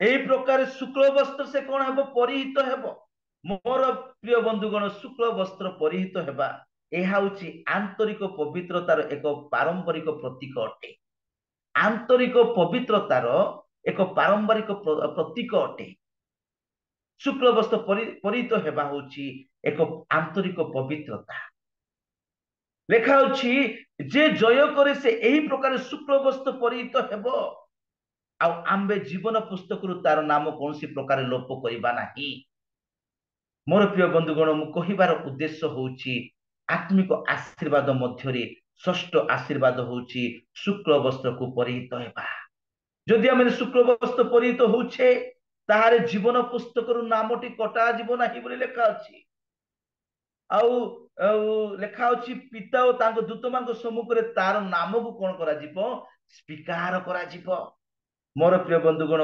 जीवन पुस्तक जो पुस्तक रे ईश्वर लोक मानकर नाम गुड़िक कौन हुए लिखित हुए ताको जीवन पुस्तक बोली कहा जाए जो पुस्तक रे ईश्वर लोक मानकर नाम लिखित होता है ताहाको जीवन पुस्तक बोली कहा जाए ख्रीष्ट जीशु ख्रीष्ट पिता को कौन करिवे विश्वस्त लोक मानकर नाम कहिबे स्वीकार करिवे मोर प्रिय बंधुगण शुक्ल वस्त्र परिहित हेबा अर्थात आंतरिक पवित्रतार प्रतीक हेबा एहा होछि षष्ठ आत्मिक आशीर्वाद एवं सप्तम आशीर्वाद कहिकी मु समाप्त करिबी प्रकाशित तार 2 अध्याय तार 10 पद प्रकाशित पुस्तक तार 2 अध्याय तार 10 पद टिके पठन करि दियंतो ଯେଉଁ ସବୁ ଦୁଃଖ ଭୋଗ କରିବାକୁ ଯାଉଅଛ ସେ ସବୁରେ ଭୟ କର ନାହିଁ ଦେଖ ତୁମ୍ଭମାନଙ୍କ ପରୀକ୍ଷା ନିମନ୍ତେ ଶୟତାନ ତୁମ୍ଭମାନଙ୍କ ମଧ୍ୟରୁ କାହାରିକୁ କାରାଗାରରେ ନିକ୍ଷେପ କରିବ ଆଉ ତୁମ୍ଭେ ମାନେ 10 ଦିନ କ୍ଲେଶ ଭୋଗ କରିବ। ତୁମ୍ଭେ ମରଣ ପର୍ଯ୍ୟନ୍ତ ବିଶ୍ୱସ୍ତ ଥାଅ, ସେଥିରେ ଆମ୍ଭେ ତୁମ୍ଭକୁ ଜୀବନ ରୂପ ମୁକୁଟ ଦେବୁ। ମୋର ପ୍ରିୟ ବନ୍ଧୁଗଣ, ସପ୍ତମ ଆତ୍ମିକ ଆଶୀର୍ବାଦ ହଉଛି ଯେ ଜୀବନ ରୂପ ମୁକୁଟ। ଜୀବନ ରୂପ ମୁକୁଟ ହଉଛି ସପ୍ତମ ଆତ୍ମିକ ଆଶୀର୍ବାଦ। ଲେଖା ହଉଛି ଶୈତାନ ହଉଛି ଯୋଉମାନେ କି ଦୁଷ୍କର୍ମକାରୀ, ଯୋଉମାନେ କି ଦୁଷ୍କର୍ମ କରୁଛନ୍ତି, ପ୍ରଭୁଙ୍କ ଲୋକମାନଙ୍କୁ ଅନ୍ୟାୟ କରୁଛନ୍ତି, ଯୋଉମାନେ କି ଅତ୍ୟାଚାର କରୁଛନ୍ତି। କାରଣ ଶୈତାନ ତ ଡାଇରେକ୍ଟ ଆସିକିରି ସେମାନଙ୍କୁ ପରୀକ୍ଷା କରିବ ନାହିଁ, ତାଡ଼ନା କରିବ ନାହିଁ, ଅନ୍ୟାୟ କରିବ ନାହିଁ, ପ୍ରଭୁଙ୍କ ଲୋକମାନଙ୍କୁ ସତାଅ କରିବ ନାହିଁ। ଶୈତାନ କଣ କରିବ? ସେ ଲୋକମାନଙ୍କୁ ମଧ୍ୟରେ ପ୍ରବେଶ କରି ଏ ସମସ୍ତ କାର୍ଯ୍ୟ କରିବ। ବର୍ତ୍ତମାନ ଓଡିଶାରେ ଚାଲିଛି, ପ୍ରବଳ ଭାବରେ ଓଡିଶାରେ ଚାଲିଛି। ମୋର ପ୍ରିୟ ବନ୍ଧୁ, ଲେଖା ଅଛି ଯୋଉ ସବୁ ଦୁଃଖ ଭୋଗ କରିବାକୁ ଯାଉଅଛ, ଏହା ତ ଆରମ୍ଭ ମାତ୍ର। ଆମେ ଯୋଉ ଦେଖୁଛୁ ଆଖିରେ, ଆମ ଓଡିଶାରେ, ଭାରତରେ ଯାହା ଆମେ ଦେଖୁଛୁ, ଏହା ତ ଆରମ୍ଭ ମାତ୍ର। ମୋର ପ୍ରିୟ ବନ୍ଧୁଗଣ, ଏଇ ଦୁଃଖ ଭୋଗ ଆରମ୍ଭ ମାତ୍ର। ଆଗକୁ ଅଛି ଅନେକ ଦୁଃଖ ଭୋଗ ଅଛି, ଅନେକ କ୍ଲେଶ ଅଛି, ଅନେକ ତାଡ଼ନା ଅଛି, ଅନେକ ନିନ୍ଦା ଅଛି। ଯୋଉ ସବୁ ଦୁଃଖ ଭୋଗ କରିବାକୁ ଯାଉଅଛ, ସେ ସବୁକୁ ଭୟ କର ନାହିଁ। ଦେଖ, ତୁମାନଙ୍କୁ ପରୀକ୍ଷା ନିମନ୍ତେ ଶୈତାନ ତୁମାନଙ୍କ ମଧ୍ୟରୁ କାହାରିକୁ କାରାଗାରରେ ନିକ୍ଷେପ ହଉଛନ୍ତି। ପ୍ରଭୁଙ୍କର ଦାସ ମାନଙ୍କୁ ଜେଲରେ ପୁରା ଯାଉଛି, ନିକ୍ଷେପ ହଉଛନ୍ତି, ନିକ୍ଷେପ ମଧ୍ୟ ହେବେ। ଆଉ ତୁମେ ମାନେ 10 ଦିନ କ୍ଲେଶ ଭୋଗ କରିବ, ତୁମେ ମରଣ ପର୍ଯ୍ୟନ୍ତ ବିଶ୍ୱସ୍ତ ଥାଅ। ମୋର ପ୍ରିୟ ବନ୍ଧୁଗଣ, ଏଇ ଯୋଉ ମରଣ ପର୍ଯ୍ୟନ୍ତ ବିଶ୍ୱସ୍ତ ରହିବା ଦରକାର, ଏହା ହଉଛି ସବୁଠାରୁ ଇମ୍ପୋର୍ଟାଣ୍ଟ ବିଷୟ। ମରଣ ପର୍ଯ୍ୟନ୍ତ ବିଶ୍ୱସ୍ତ ରହିବା ଦରକାର। ଚାକୁ ଦେଖେଇଦେଲେ ଅସ୍ୱୀକାର କରିଦେବା ନାହିଁ, ଲାଠି ଠେଙ୍ଗା ବାଡି ଦେଖେଇଦେଲେ ଅସ୍ୱୀକାର କରିଦେବା ନାହିଁ। ମରଣ ପର୍ଯ୍ୟନ୍ତ ବିଶ୍ୱସ୍ତ ରହିଲେ ହିଁ ସେ ଜୀବନ ରୂପ ମୁକୁଟ ମାନେ ପ୍ରାପ୍ତ ହେବା। ଯଦି ଜୀବନ ରୂପ ମୁକୁଟ ପାଇବାକୁ ହେଲେ ମରଣ ପର୍ଯ୍ୟନ୍ତ ଆମକୁ ବିଶ୍ୱସ୍ତ ହେବାକୁ ପଡିବ। ଏହା କେଉଁମାନଙ୍କ ପାଇଁ ବହୁତ କଷ୍ଟ ହେବ? ଯୋଉମାନେ କି ଗ୍ରାସ ରୁଟରେ କାମ କରନ୍ତି, ଯୋଉମାନେ କି ଜଙ୍ଗଲ ଯାଇକି ସେବା କାର୍ଯ୍ୟ କରନ୍ତି, ସେମାନଙ୍କ ପାଇଁ ବହୁତ କଷ୍ଟର ବିଷୟ। ଖ୍ରୀଷ୍ଟିଆନ ମାନଙ୍କ ମଧ୍ୟରେ ସେବା କାର୍ଯ୍ୟ କରିବା ବହୁତ ସହଜ ବିଷୟ। ସଭା ସମିତିରେ ପ୍ରଚାର କରିବା ବହୁତ ସହଜ ବିଷୟ। ମଣ୍ଡଳୀରେ ପ୍ରଚାର କରିବା, ଜୁମରେ ପ୍ରଚାର କରିବା ବହୁତ ସହଜ ବିଷୟ, ଇଜି ପ୍ରୋସେସର ସେବା କାର୍ଯ୍ୟ ଏସବୁ। କିନ୍ତୁ ଯୋଉମାନେ ଡୋର ଟୁ ଡୋର ଯାଆନ୍ତି, ଯୋଉମାନେ ଇଣ୍ଟର ଏରିଆ ମାନଙ୍କୁ ଯାଇକି ସେବା କାର୍ଯ୍ୟ କରୁଛନ୍ତି, ବହୁତ କଷ୍ଟରେ ସେବା କାର୍ଯ୍ୟ କରୁଛନ୍ତି, ସେମାନଙ୍କ ଏହା କଷ୍ଟର ବିଷୟ। ମୋର ପ୍ରିୟ ବନ୍ଧୁଗଣ, ବିଶ୍ୱସ୍ତ ରହିବା, ଜୀବନର ଶେଷ ନିଶ୍ୱାସ ପର୍ଯ୍ୟନ୍ତ ବିଶ୍ୱସ୍ତ ରହିବା ଦରକାର। ମରଣ ପର୍ଯ୍ୟନ୍ତ ବିଶ୍ୱସ୍ତ ରହିଲେ ହିଁ ଜୀବନ ରୂପ ମୁକୁଟ ଆମେ ପ୍ରାପ୍ତ କରିପାରିବା। ଏଇ ଜୀବନ ରୂପ ମୁକୁଟ ଆମେ ଯୋଉ ଦେଖିଲୁ, ଏହା ହଉଛି ସପ୍ତମ ଆତ୍ମିକ ଆଶୀର୍ବାଦ। ମୋର ପ୍ରିୟ ବନ୍ଧୁଗଣ, ମୁଁ 7ଟି ପଏଣ୍ଟ ଆପଣମାନଙ୍କ ସମ୍ମୁଖରେ ରଖିଲି। ଯେ ଆତ୍ମିକ ଆଶୀର୍ବାଦ, ପ୍ରଥମ ଆମେ ଦେଖିଲୁ ଯେ ନୂତନ ହୃଦୟ, ନୂତନ ଆତ୍ମାକୁ ପ୍ରାପ୍ତ କରିବା। ଦ୍ୱିତୀୟ ହଉଛି ଆମେ ବିଶ୍ରାମକୁ ପ୍ରାପ୍ତ କରିବା, ସେ ବିଶ୍ରାମ ପ୍ରଭୁ ଯୀଶୁ ଖ୍ରୀଷ୍ଟ ଦେବେ। ତୃତୀୟ ଆମେ ଦେଖିଲୁ ପ୍ରଭୁଙ୍କର ଆନନ୍ଦକୁ ଆମେ ଗ୍ରହଣ କରିବା। ଚତୁର୍ଥକୁ ଆମେ ଦେଖିଲୁ ଅନନ୍ତ ଜୀବନକୁ ପ୍ରାପ୍ତ କରିବା। ଏବଂ ପଞ୍ଚମକୁ ଦେଖିଲୁ ଯେ ଯୀଶୁଖ୍ରୀଷ୍ଟଙ୍କର ଶାନ୍ତିକୁ ଆମେ ପ୍ରାପ୍ତ କରିବା। ଷଷ୍ଠକୁ ଦେଖିଲୁ ଶୁକ୍ଳ ବସ୍ତ୍ର ପରିହିତ ହେବା। ସପ୍ତମକୁ ଦେଖିଲୁ ଜୀବନ ରୂପ ମୁକୁଟକୁ ପ୍ରାପ୍ତ କରିବା। ଏଇ 7ଟି ଆତ୍ମିକ ଆଶୀର୍ବାଦକୁ ମୁଁ ଆପଣମାନଙ୍କ ସମ୍ମୁଖରେ ଆଜି ରଖିବା ପାଇଁ ଚେଷ୍ଟା କଲି। ପ୍ରଭୁ ମତେ ଏବଂ ଆପଣ ମାନଙ୍କୁ ବହୁଳ ଭାବରେ ଆଶୀର୍ବାଦ କରନ୍ତୁ। ଧନ୍ୟବାଦ। ଧନ୍ୟବାଦ ଆଜ୍ଞା। ପ୍ରଭୁ ଆଶୀର୍ବାଦ କରନ୍ତୁ ସୁନ୍ଦର ବାକ୍ୟ ନିମନ୍ତେ। ଆଉ ପ୍ରଭୁ ଆମମାନଙ୍କୁ ଅନୁଗ୍ରହ କଲେ। ଆଜି ଆମମାନଙ୍କୁ ପ୍ରଭୁଙ୍କର ସେ ଆତ୍ମିକ ଆଶୀର୍ବାଦ ବିଷୟରେ ଆମେ ଅନେକ ଥର ଶୁଣିଛୁ। ପ୍ରଭୁ ଆଉ ଥରେ ଆଜି ଆମମାନଙ୍କୁ ସ୍ମରଣ କରେଇଦେଲେ ଯେ ପ୍ରଭୁଙ୍କର ନିକଟବର୍ତ୍ତୀ ହୁଏ, ପ୍ରଭୁଙ୍କ ସହିତ ଲାଗି ରୁହେ, ଆଉ ପ୍ରଭୁଙ୍କ ସହିତ ଜୀବନ କଟେଇଥାଏ। ତାକୁ ପ୍ରଭୁ ଏଇ ପ୍ରକାର ଆତ୍ମିକ ଆଶୀର୍ବାଦ ଦେଇଥାନ୍ତି। ସୁନ୍ଦର ଭାବରେ 7ଟି ଆଶୀର୍ବାଦ ବିଷୟରେ କହିଲେ। ଆମେ ମାନେ ନିଜ ନିଜକୁ ସମୀକ୍ଷା କରିବା। ଏଇ 7ଟି ଆଶୀର୍ବାଦ ଭିତରେ ମୋ ପାଖରେ କେତେ ଗୁଡିକ ଆଶୀର୍ବାଦ ଅଛି, ଆଉ ମୁଁ କେତେ ସେଇ ବିଷୟରେ ବିଶ୍ୱସ୍ତ ହେଇପାରିଛି ଆଉ ସେଇ ସବୁକୁ ମୁଁ କାର୍ଯ୍ୟକାରୀ କରିପାରୁଛି। ତେଣୁକରି ପ୍ରଭୁ ଆମମାନଙ୍କୁ ସମସ୍ତଙ୍କୁ ଆଶୀର୍ବାଦ କରନ୍ତୁ ଅତି ସୁନ୍ଦର ବାକ୍ୟ ପାଇଁ। ପ୍ରଭୁ ତାଙ୍କର ଦାସଙ୍କୁ ପ୍ରଚୁର ପରିମାଣରେ ଆଶୀର୍ବାଦ କରନ୍ତୁ ଆଉ ତାଙ୍କୁ ତାଙ୍କର ସେବା କାର୍ଯ୍ୟରେ ତାଙ୍କୁ ପ୍ରଚୁର ପରିମାଣରେ ବ୍ୟବହାର କରନ୍ତୁ। ତାଙ୍କ ପରିବାରକୁ ମଧ୍ୟ ପ୍ରଭୁ ପ୍ରଚୁର ଭାବରେ ଆଶୀର୍ବାଦ କରନ୍ତୁ। ଏଇ ସମୟରେ ଆମମାନେ ଶେଷ ପ୍ରାର୍ଥନା କରିବାକୁ ଯିବା। ଆମମାନଙ୍କ ମଧ୍ୟରେ ଆମମାନଙ୍କର ପ୍ରିୟ